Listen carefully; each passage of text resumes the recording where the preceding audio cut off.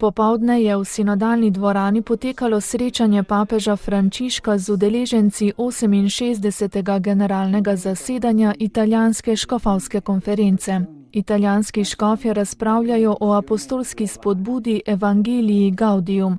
Sveti oče je v središče govora postavil pojem eklezialna rahločutnost, najprej pa spregovoril o poklicanosti škofov.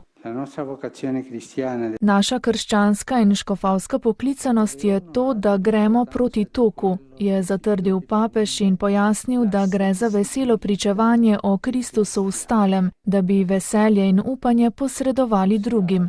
Poklicanost škofov je tolažiti, pomagati, spodbujati brez razlikovanja vse brate in sestre, ki so obteženi s križi, ne da bi se kdaj utrudili dvigovati z močjo, ki prihaja samo od Boga.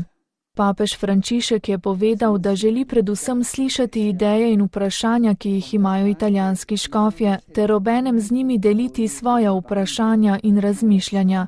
Pojasnil je, da njegova vprašanja in skrbi izvirajo iz globalnega pogleda, predvsem pa iz številnih srečanj, ki jih je v teh 2 letih imel s škofovskimi konferencami in med katerimi je opazil pomembnost tistega, kar bi lahko definirali eklezialna rahločutnost oziroma prevzeti Jezusova čutenja ponižnosti, sočutja, usmiljenja, konkretnosti in modrosti. Eklezialna rahločutnost pomeni ne biti bojazljivi ali nepomembni pri nasprotovanju in premagovanju razširjene javne in zasebne pokvarjene miselnosti, ki je uspelo brez vsakega sramu osiromašiti družine, upokojence, poštene delavce, krščanske skupnosti, odvreči mlade in jih sistematično prikrajšati za vsako upanje v prihodnost, predvsem pa izriniti na obrobje slabotne in ljudi v stiski.